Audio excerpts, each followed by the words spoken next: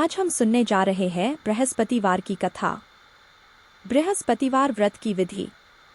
इस दिन भगवान विष्णु जी की पूजा होती है। इस व्रत में दिन में एक समय ही भोजन करें।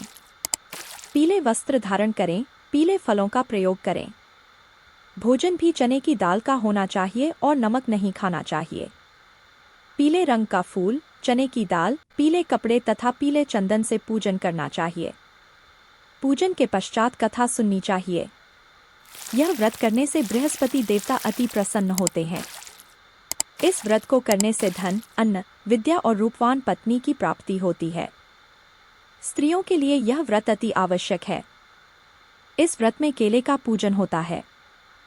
बृहस्पतिवार व्रत कथा। एक नगर में एक बड़ा व्यापारी रहा करता था। वह जहाज में माल लदवाकर दूसरे देशों को भेजा करता था और खुद भी जहाज़ों के साथ दूर दूर के देशों को जाया करता था। इस तरह वह खूब धन कमा कर लाता था। उसकी गृहस्थी खूब मज़े से चल रही थी। वह दान भी खूब जी खोल कर करता था, परंतु उसका इस तरह से दान देना उसकी पत्नी को बिल्कुल पसंद न था। वह किसी को एक भी दमड़ी देकर खुश न थी। एक बार जब वह सौदागर माल से जहाज को भरकर किसी दूसरे देश को गया हुआ था तो पीछे से बृहस्पति देवता साधु का रूप धारण कर उसकी कंजूस पत्नी के पास पहुंचे और भिक्षा की याचना की। उस व्यापारी की पत्नी ने बृहस्पति देवता से कहा, महात्मा जी, मैं तो इस दान पुण्य से बहुत तंग आ गई। मेरा पति सारा धन दान में व्यर्थ ही नष्ट करता है। आप कोई ऐसा उपाय कीजिए जिससे हमारा सभी धन नष्ट हो जाए।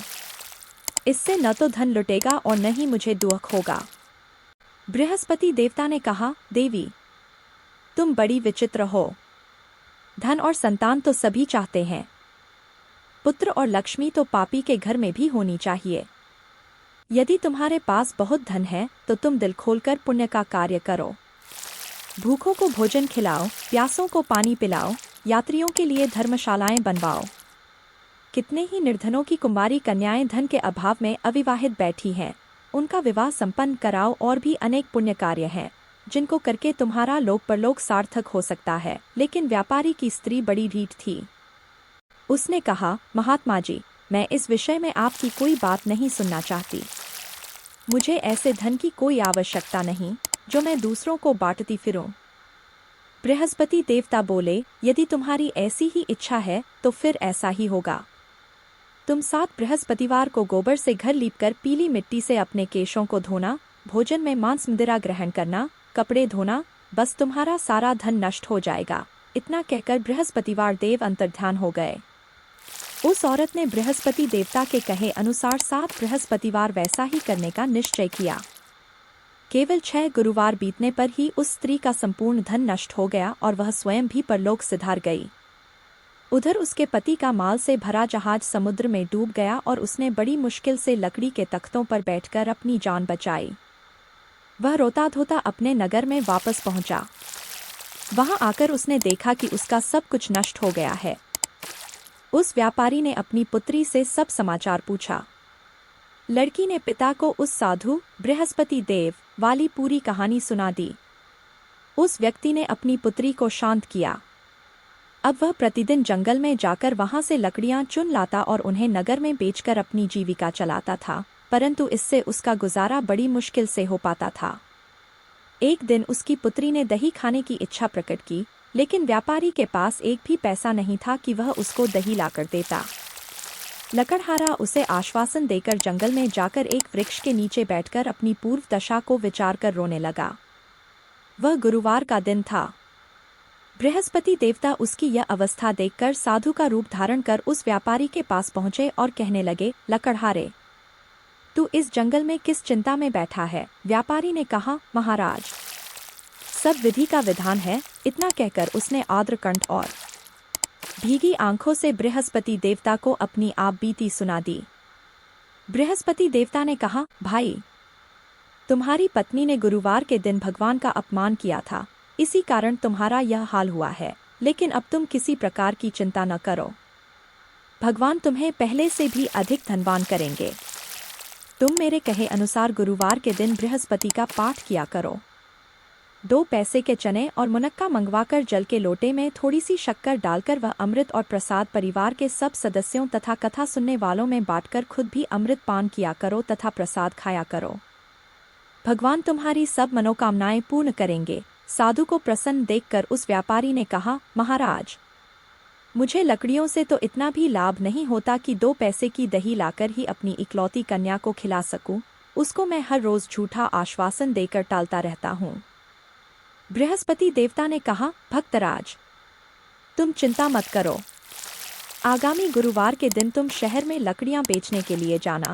तुमको उस दिन लकड़ियों के 4 पैसे अधिक मिलेंगे, जिसमें से तुम 2 पैसे की दही लाकर अपनी पुत्री को खिलाना और 2 पैसे का मुनक्का और चने लाकर बृहस्पति देवता की कथा करना। जल में जरा सी शक्कर डालकर अमृत बनाना और कथा का प्रसाद सब में बांटना और खुद भी खाना। तुम्हारे सब काम सिद्ध हो जाएंगे। इतना कहकर बृहस्पति देवता अंतर्ध्यान हो गए। गुरुवार के दिन उस व्यापारी ने जंगल में से लकड़ियां इकट्ठी की और शहर में बेचने के लिए गया। उसको उस दिन 4 पैसे अधिक मिले, जिनमें से 2 पैसे की दही लाकर उसने अपनी लड़की को दे दी और 2 पैसे के चने और मुनक्का लेकर अमृत बनाकर प्रसाद बांटा और स्वयं भी प्रेम से खाया। उसी दिन से उसकी सब कठिनाइयां दूर होने लगीं, परंतु अगले गुरुवार को वह बृहस्पति देवता की कथा करना भूल गया। शुक्रवार को उस नगर के राजा ने घोषणा कराई कि कल मैंने एक बहुत बड़े यज्ञ का आयोजन करवाया है। अतएव कोई भी व्यक्ति अपने घर में अग्नि न जलाए और समस्त जनता मेरे यहाँ आकर भोजन करें। जो इस आदेश की अवहेलना करेगा उसे सूली पर लटका दिया जाएगा। राजा की आज्ञानुसार अगले दिन सब लोग राजा के महल में भोजन करने गए, लेकिन वह व्यापारी और उसकी लड़की दोनों तनिक विलंब से पहुंचे। अतएव राजा ने उन दोनों को अपने महल के अंदर ले जाकर भोजन करवाया। जब वे दोनों पिता पुत्री भोजन करके वापस आ गए तो महारानी की दृष्टि उस खूंटी पर पड़ी जिस पर उसका नौलखा हार टंगा हुआ था। उस खूंटी पर अब हार नहीं था। महारानी को विश्वास हो गया कि उसका हार लकड़हारा और उसकी लड़की ही ले गए हैं। फौरन सिपाहियों को बुलाकर दोनों बाप बेटी को कैद करवाकर जेल में डाल दिया गया। कैदखाने में पड़कर बाप बेटी दोनों अत्यंत दुखी हुए। यहाँ उन्होंने बृहस्पति देवता का स्मरण किया। बृहस्पति देवता वहीं प्रकट हो गए और व्यापारी से कहने लगे, भक्तराज, तुम पिछले सप्ताह बृहस्पति देवता की कथा करना भूल गए थे, इसलिए तुम्हारा यह हाल हो गया है, परंतु तुम किसी प्रकार की चिंता न करो। बृहस्पति के दिन कैदखाने के दरवाजे पर तुम्हें 2 पैसे पड़े दिखाई देंगे। तुम वे पैसे उठाकर चने और मुनक्का मंगवा लेना, फिर विधिपूर्वक बृहस्पति देवता का पूजन तथा कथा करना। तुम्हारे सब दुखों का अंत हो जाएगा। बृहस्पतिवार के दिन उस व्यापारी को जेल के मुख्य द्वार के पास 2 पैसे पड़े हुए मिले। बाहर सड़क पर एक स्त्री जा रही थी। व्यापारी ने उसे बुलाकर कहा कि वह बाजार से उसे 2 पैसे के चने और मुनक्का ला दे, ताकि मैं बृहस्पति देवता की कथा कर सकूं। इस पर उस स्त्री ने कहा, मैं अपनी बहू के लिए कपड़े सिलवाने जा रही हूँ। मैं बृहस्पति भगवान को क्या जानूं। इतना कहकर वह औरत वहां से चली गई। थोड़ी देर बाद वहां से एक और स्त्री निकली। व्यापारी ने उसे बुलाकर विनयपूर्वक कहा, बहन, तुम मुझे बाजार से 2 पैसे के चने और मुनक्का ला दो। मुझे बृहस्पति देवता की कथा करनी है। वह स्त्री बृहस्पति देवता का नाम सुनकर बोली, बलिहारी जाऊं वीर भगवान के नाम। मैं तुम्हें अभी मुनक्का और चने लाकर देती हूँ। मेरा इकलौता बेटा मर गया है। मैं उसके लिए कफन लेने जा रही थी, मगर अब पहले तुम्हारा काम करूंगी, उसके बाद बेटे के लिए कफन लाऊंगी। उस स्त्री ने व्यापारी से 2 पैसे लिए और बाजार से चने और मुनक्का ले आई और स्वयं भी बृहस्पति देवता की कथा सुनी। कथा समाप्त होने के बाद वह स्त्री अपने पुत्र के लिए कफन लेकर अपने घर की ओर चली गई। घर पहुंचकर उसने देखा कि लोग उसके बेटे की लाश को राम नाम सत्य है कहते हुए श्मशान की ओर ले जा रहे हैं। उस स्त्री ने उन लोगों से कहा, भाई, मुझे अपने लाडले का मुख तो देख लेने दो। लोगों ने अर्थी को धरती पर रख दिया। तब उस स्त्री ने अपने मृत पुत्र के मुख में बृहस्पति भगवान का प्रसाद डाला। प्रसाद के मुख में पड़ते ही उसका पुत्र जीवित हो उठ खड़ा हुआ और अपनी माता के गले लग गया। दूसरी स्त्री जिसने बृहस्पति देवता का निरादर किया था, वह अपने पुत्र के विवाह के कपड़े लेकर लौट रही थी। जब उसका पुत्र घोड़ी पर बैठकर विवाह करने के लिए जा रहा था, उसी समय घोड़ी ने ऐसी छंगलाग मारी कि वह लड़का धरती पर आ गिरा तथा बुरी तरह से घायल हो गया। कुछ ही क्षण के बाद उसकी मृत्यु हो गई। अब वह स्त्री रो रो कर बृहस्पति देवता से कहने लगी, हे देव, मेरा अपराध क्षमा करो, मेरा अपराध क्षमा करो। उसकी प्रार्थना सुनकर भगवान बृहस्पति साधु का रूप धारण कर वहां आए और उस स्त्री से कहने लगे, देवी, अधिक विलाप करने की कोई आवश्यकता नहीं। तुमने बृहस्पति देवता का निरादर किया था, जिसका परिणाम तुम्हें मिला है। तुम जेलखाने जाकर उस भक्त से क्षमा मांग लो। इसके फलस्वरूप तुम्हारा पुत्र ठीक हो जाएगा। वह स्त्री जेलखाने पहुंची और मुख्य द्वार के पास जाकर उस व्यापारी से हाथ जोड़कर कहने लगी, भक्तराज, मैंने तुम्हारा कहा नहीं माना। मुनक्का और चने लाकर तुम्हें नहीं दिए, इससे गुरुवार देवता मुझसे रुष्ट हो गए और मेरा इकलौता लड़का घोड़ी से गिरकर मर गया। व्यापारी ने कहा, माता तू चिंता मत कर, बृहस्पति देवता सब कल्याण करेंगे। तुम अगले गुरुवार को आकर बृहस्पति देवता की कथा सुनना। तब तक अपने पुत्र के शव को फूल, इत्र की आदि सुगंधित पदार्थों के साथ रखो। उस स्त्री ने ऐसा ही किया। बृहस्पति का दिन भी आ पहुंचा। वह 2 पैसे की सुनक्का और चने लेकर तथा साथ ही पवित्र जल का लोटा भरकर जेल के द्वार पर आई और श्रद्धा के साथ बृहस्पति देवता की कथा सुनी। जब कथा समाप्त हुई तो अमृत व प्रसाद लाकर अपने मृत पुत्र के मुख में डाला। अचानक उसके पुत्र की सांस चलने लगी और वह उठकर खड़ा हो गया। पुत्र को लेकर वह स्वी खुशी से अपने घर की तरफ रवाना हुई और बृहस्पति देवता के गुण गाने लगी। उसी दिन रात्रि में राजा को बृहस्पति देवता ने स्वप्न में दर्शन दिए और कहा, हे राजन, तूने जिस व्यापारी और उसकी पुत्री को जेल में बंद कर रखा है, वे दोनों निर्दोष हैं। दिन निकलने के साथ ही दोनों को जेल से रिहा कर देना। तेरी रानी का नौलखा हार उसी खूंटी पर लटका है। दिन निकला तो रानी ने अपना हार खूंटी पर लटका देखा। राजा ने उस व्यापारी को जेल से रिहा कर उससे क्षमा मांगी और उसको अपना आधा राज्य देकर तथा उसकी लड़की का उच्च कुल में विवाह कर दहेज में हीरे जवाहरात दिए। बृहस्पति देवता ऐसे ही हैं, जैसी जिसकी मनोकामना होती है वह पूर्ण करते हैं। इस व्रत के करने से रोगी व्यक्ति रोगमुक्त व निर्धन धनवान होता है, पुत्रहीन पुत्रवान होता है, यश व ऐश्वर्य में वृद्धि होती है, जीवन सुखमय होता है, मन की चिंताएं भी दूर होती हैं। जो कोई श्रद्धा और प्रेम से बृहस्पति देवता की कथा पढ़ेगा अथवा दूसरों को पढ़कर सुनाएगा, उसकी सब इच्छाएं पूरी होंगी। बोलो लक्ष्मी नारायण भगवान की जी। अब गुरुवार की दूसरी कथा कहता हूँ, ध्यान से सुनो। बृहस्पतिवार व्रत की दूसरी कथा। एक दिन देवराज इंद्र अहंकारपूर्वक सिंहासन पर बैठे थे और बहुत से देवता, ऋषि, गंधर्व, किन्नर आदि इस सभा में उपस्थित थे। जिस समय बृहस्पति जी वहां आए तो सबके सब उनके सम्मान में खड़े हो गए, परंतु देवराज इंद्र गर्व के कारण खड़े न हुए, यद्यपि वह सदैव उनका आदर किया करते थे। बृहस्पति जी इसे अपना अनादर समझकर वहां से उठकर चले गए। तब देवराज इंद्र को अपनी गलती का एहसास हुआ।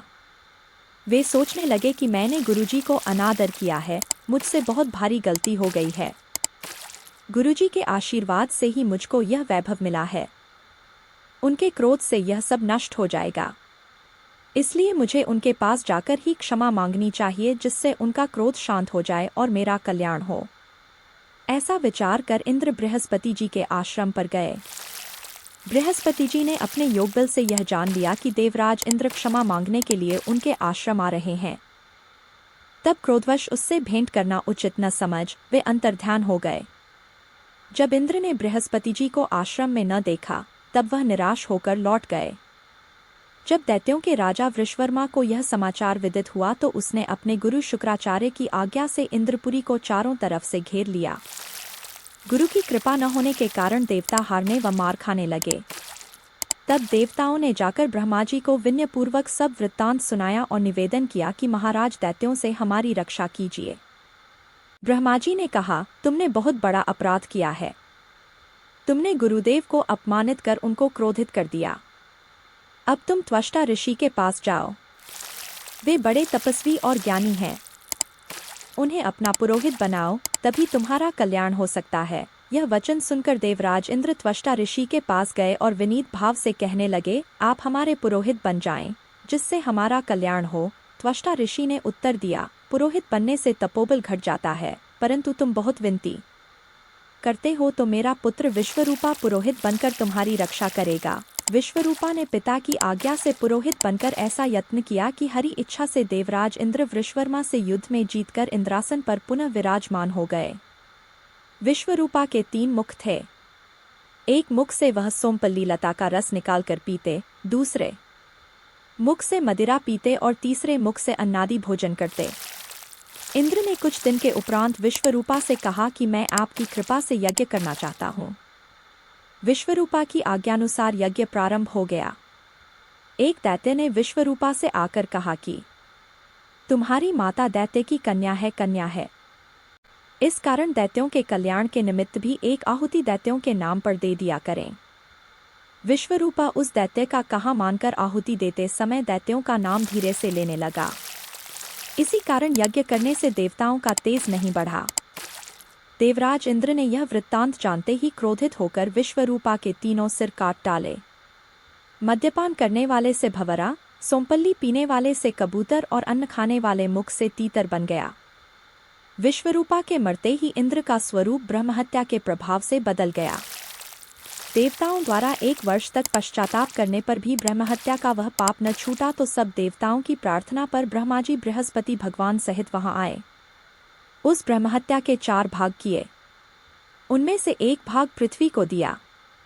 इसी कारण धरती कहीं ऊंची कहीं नीची और बीज बोने के लायक भी नहीं होती।